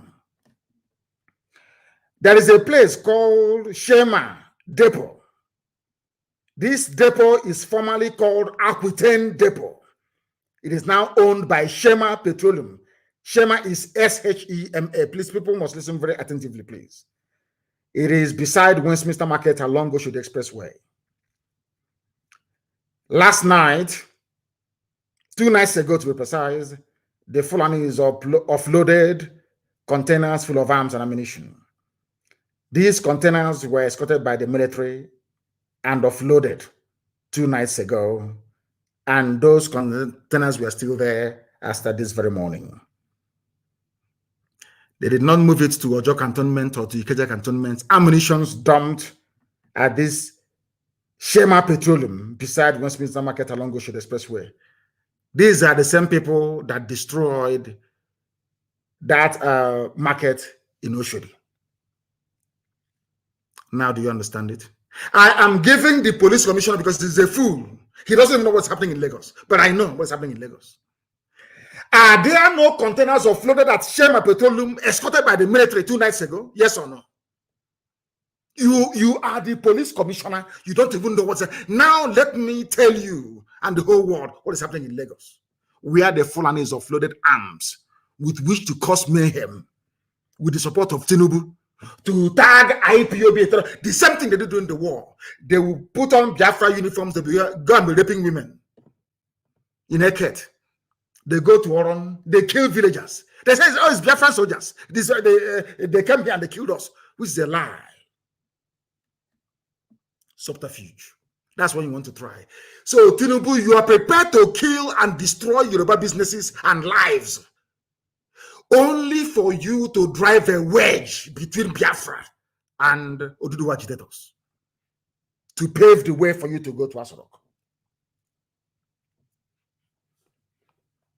Tinubu is a thief, a complete vagabond and criminal, a liar. The person he's calling his mom is not his mom, or the person he called his mom is not his mom. A man of 79 years old took away 10 years and became 69. These are the people that some of you fools are even discussing or talking about to become your president. Are you not foolish? As I said, I'll do a program for him. Police Commissioner Tinubu and all the other sophisticated morons in the West. If you go to Shema Petroleum, formerly Akuten Depot, near Westminster Market along Oshodi Expressway, you'll find container of arms and ammunition with which the Fulanis intend to overrun Lagos, and you blame it on IPOB because you're foolish. You know nothing. We know everything. Everything about Nigeria is fraud and criminality. Fulani people stole 91 billion naira from the coffers of NNPC. Nobody, these are people that came. We want to fight corruption. Corruption is everywhere. If you don't kill corruption, corruption will kill you. All of a sudden, AGF, Attorney General of the Federation, Malami, a Fulani man, plus to cover up 91 billion stolen by NNPC, but they are busy chasing people with laptop. EFCC. People may be stealing $1,000 or $2,000, but Fulani is stealing in billions. And that's why I like them, the way they steal, and they get some of you. They get some of you to somehow pretend that you don't know what is going on. EFCC is working. 91 billion missing. A Fulani man is covering up for his Fulani brothers. But in the East, in fact, across the entire South, all they are trying to do is to instigate division so the EFCC can come and arrest people and get away scot-free. Now, do you understand it? Oh, dear me. That is the people for you. That is them for you. The same Fulani stealing your money, telling you they're investigating corruption in Nigeria. The same DSS telling you, oh, we are working to keep our country safe, are the same people giving arms to bandits. So that when they get the ransom, they split it. And you're telling me that people are well, that you people are normal. Bandits reveal how they receive weapons from SSS agents and split the ransom in Nigeria. Tomorrow now, so DSS now do something. They are part and parcel of the criminal enterprise called Nigeria. They are supplying their people with helicopters. 2 nights ago, at Shema Petroleum in Oshodi, they offloaded 2 containers full of ammunition. Then Nigerian army are the people supplying terrorists to kill all of you. But you wake up in the morning and you say, oh, I'm a Nigerian. I believe in one Nigeria. Do you know that General Abdul Salami Abubakar has been linked with Fulani bandits and terror groups? He came out to say, oh, it's frivolity. Don't associate me with that. But we remember all of you saying that an attack against Boko Haram is an attack against the North. And Abdul Salami Abubakar, why should you not be blamed? You're a suspect. Do you know that Nigerian military helicopter were supplying bandits with arms inside Niger State? The same army that they claim are coming to the east to re-strategize on how to bring peace. Come now, you're going to die there. How many people are you going to abduct? How many will you abduct? I'm asking you. You're wasting your time. You're fighting a losing battle. Go and look at the history of nationalist movements all over the world. You don't defeat them. Eventually, they will be free. Eventually, we are going to be free. Why do you think that Abdul Salami Abubakar was fingered in the help or the supplies to Fulani bandits and terrorists in Niger State? Because he is the cause of your problem today with his 1999 constitution. You know, I don't believe in all these movements to destroy the 1999 constitution because the Fulani will never ever listen. They will never ever listen. Never. That is why we must be very, very careful as to how we proceed. Abdul Salami Abubakar, you gave the zoo 1999 constitution that was a military decree number 24 of 1999. Nobody, I think, Nyanwodo sat down and explained this whole constitutional garbage to the whole of you, to some of you that paid attention to him.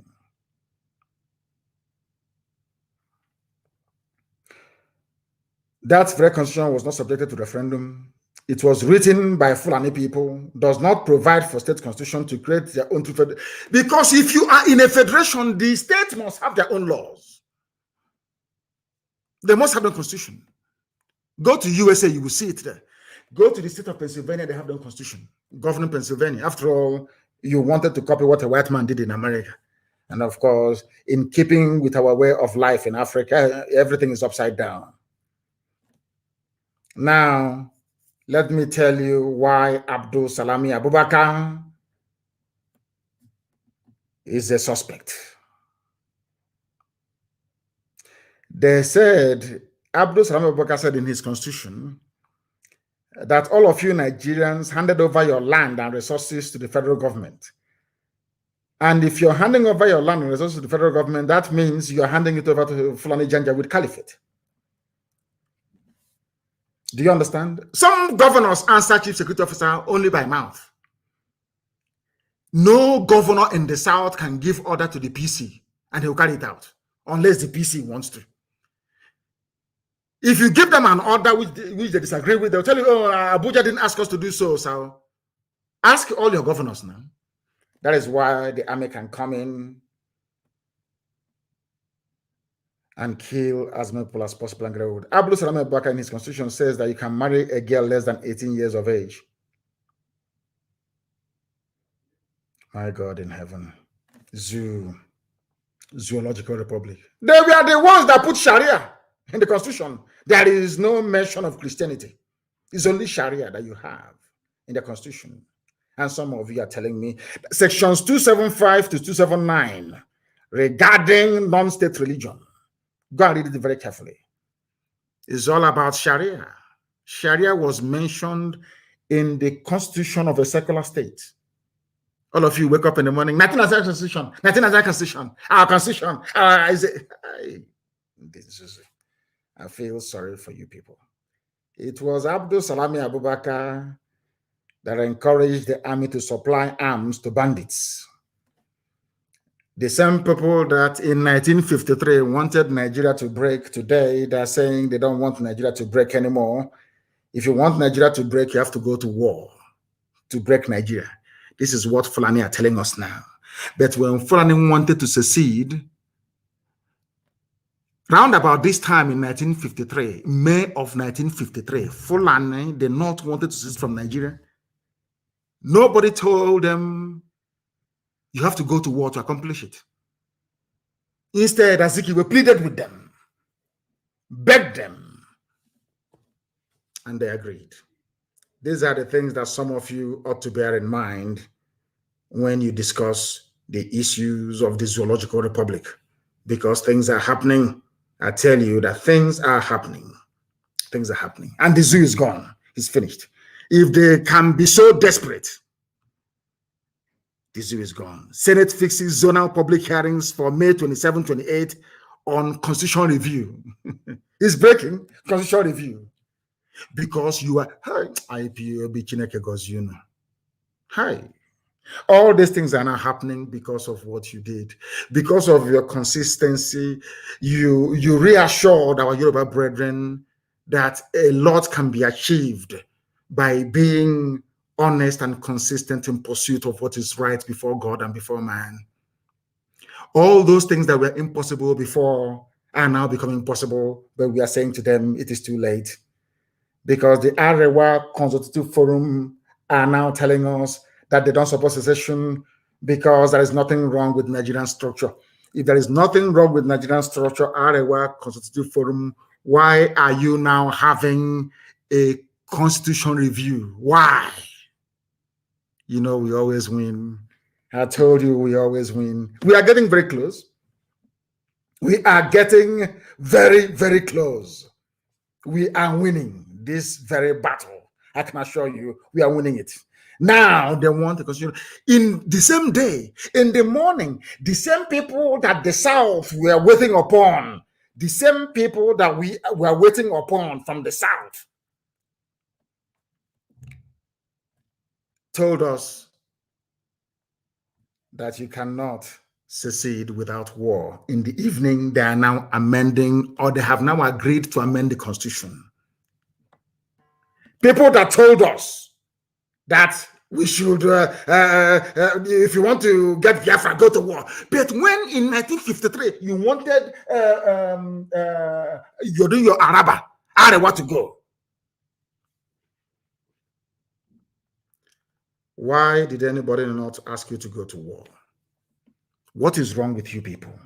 Do you see how we always win our arguments? We always win it because we have facts and we have figures. And we have truth on our side. We have truth on our side, and that is why you can never, ever defeat us.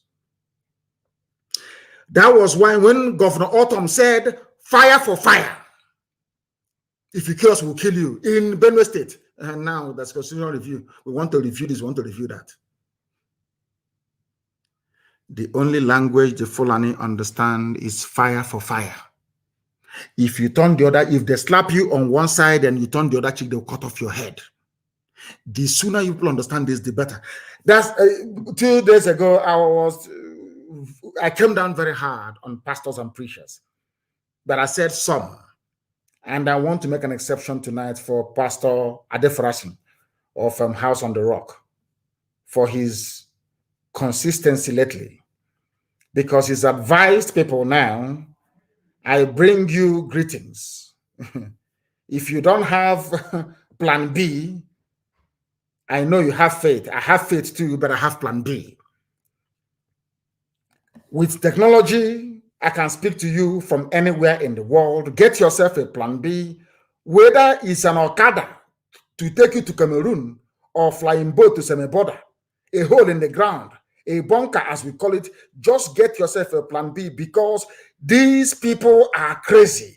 They are nutters, the whole bunch of them. And watch the signs, because it can happen just like this. He snapped his fingers. The collapse of the zoo. And he went on to criticize the 1999 Constitution.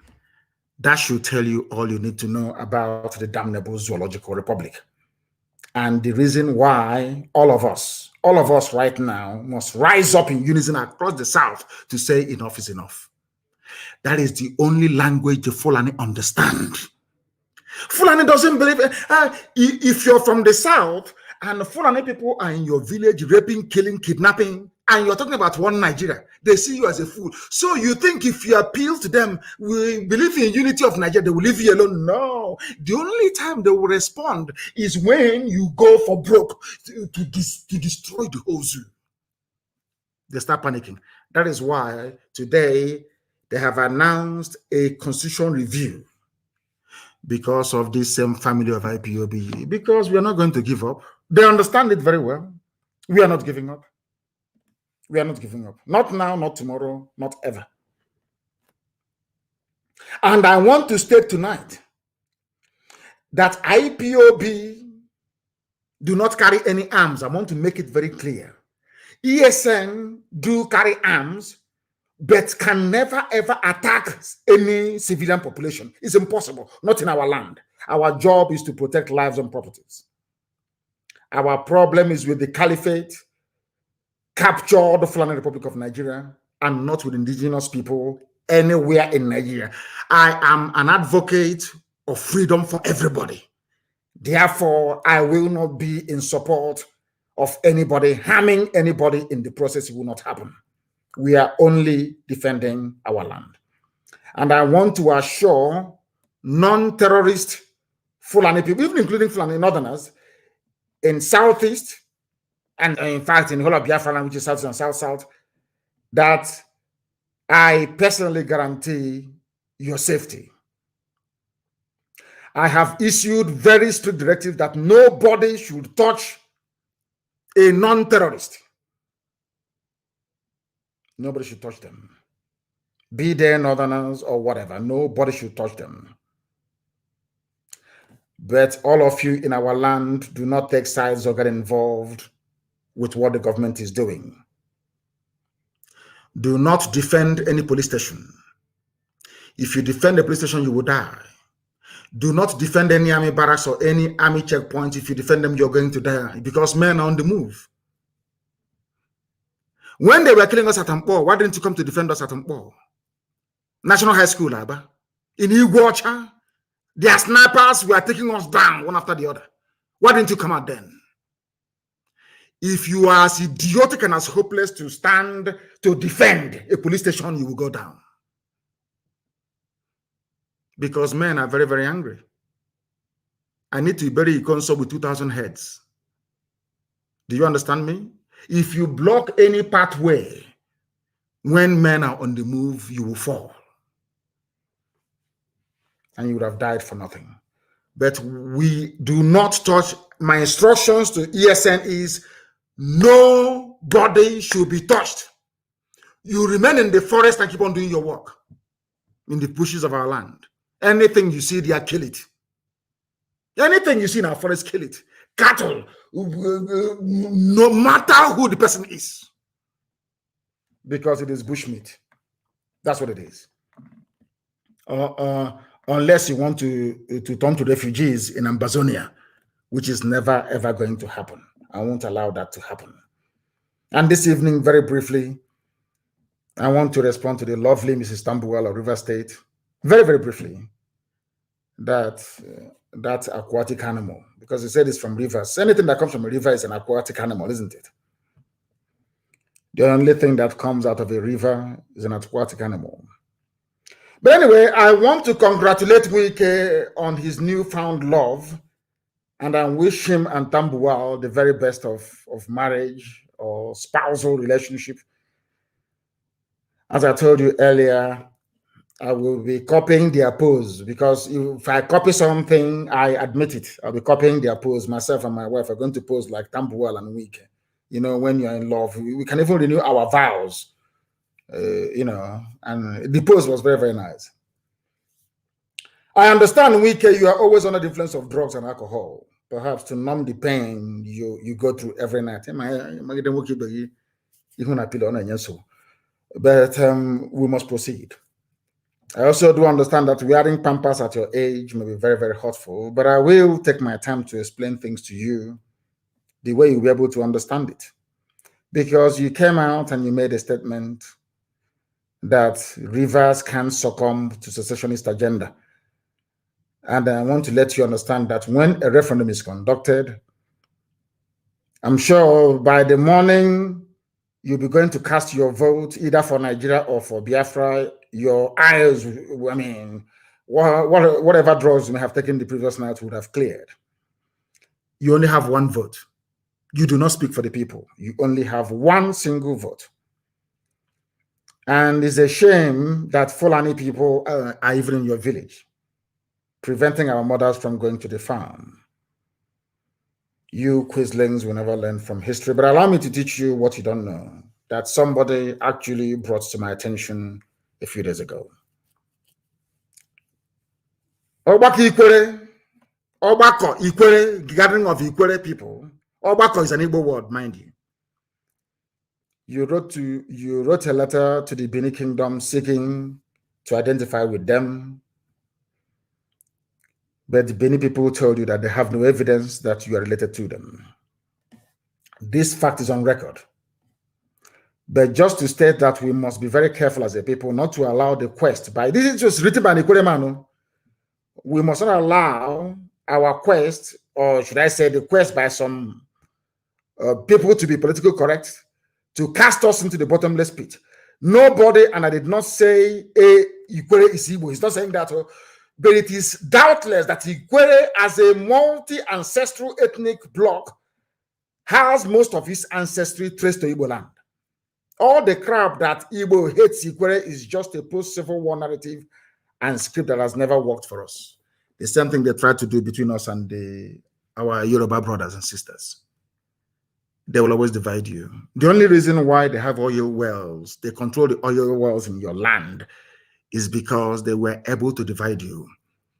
The only reason why they killed Kenseruwa was because they were able to divide. Once it's divided, once they cut you out, they conquer you. All the oil wells in Ogoni land belongs to them in the north. And they killed Kenseruwa in the process. The same thing will happen to you. The writer went on to explain what is called carbon dating and all the rest of it.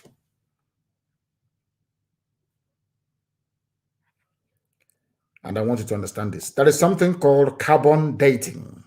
Carbon dating, I'm sure you know what it is. It is there for us to apply further beyond rabble rousing, according to Livingstone, who wrote this very brilliant piece. Let us look at it this way. What is Bini about Ikwere?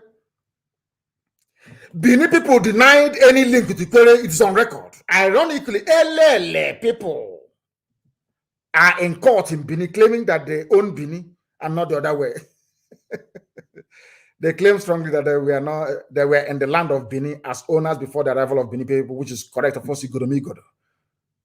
The war between Oba and the Idu people that led to migration. Even present day Ihiala came from Igodomigodo land.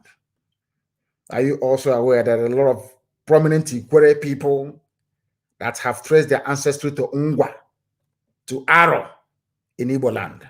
Are you aware that Ohaji in Imo State is an Ikwere clan? Ohaji Ebema, Ohaji in Imo State is Ikwere clan. Part of Ohaji is in River State. Part is in Imo State. The same family. They cut them into two. I want to educate the idiot. Are you aware that Ohaji in Imo State is an Ikwere clan, which Professor Otinti affirmed in his book, History of Ikwere, Volume 1? Do you know about Ikwere Ede in Imo State? In Imo State, oh, Ikwere. When you struggle to assert an erroneous Bini ancestry or kill the Igbo roots, you raise the flawed argument of abandoned property, yet for the records, because you were trained with stolen property. That is why you do not have the guts to stand up and identify who you are. Because if you say you are Igbo, the land will kill you because you stole your brother's property, as is written in the book, in the very holy book of Exodus. Thou is a commandment from God. You should not covet your neighbor's property. You think they don't know? Those of them, I mean, but I'm not Igbo. Because it is in the scriptures. Thou shalt not covet your brother's property, nor take his wife. You cannot do it. It's a commandment from God, a commandment from Elohim.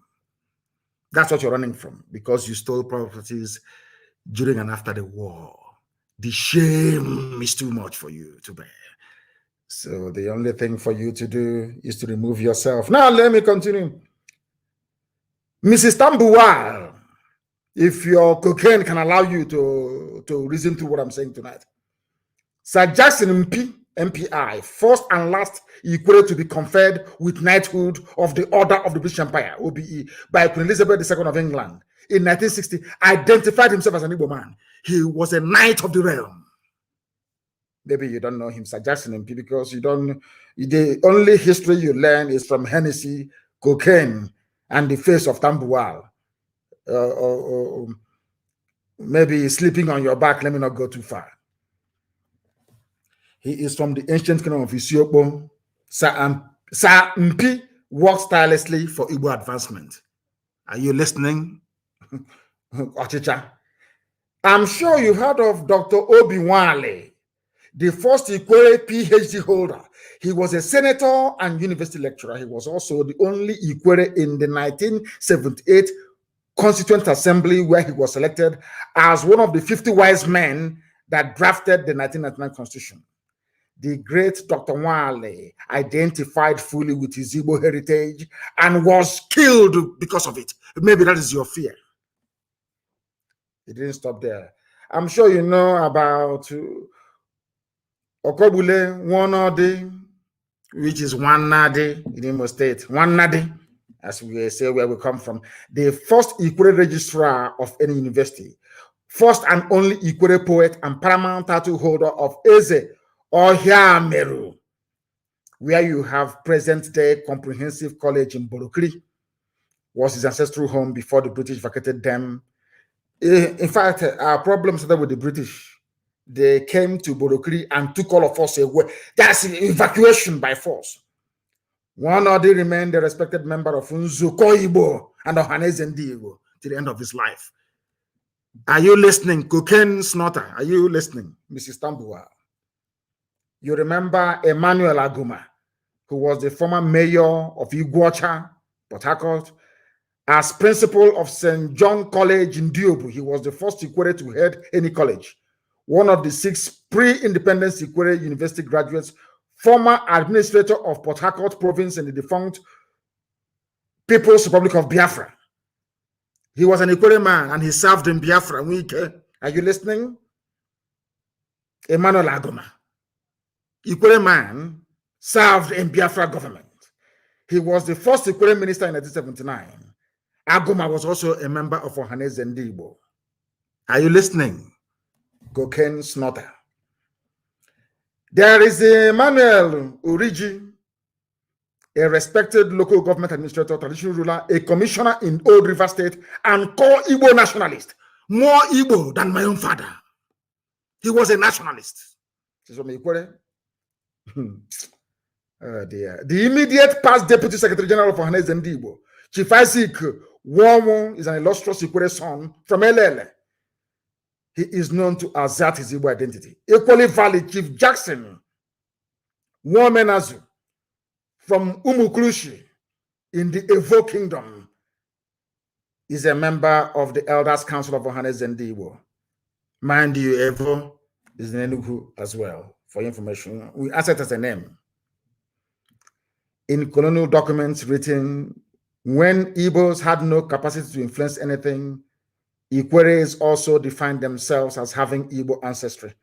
When Ikwere leaders presented their case before the 1957 Sir Henry Willings Commission, Wobo declared that Ikweres were Igbos, and Port Harcourt to Onisha had Igbo links. It's too much.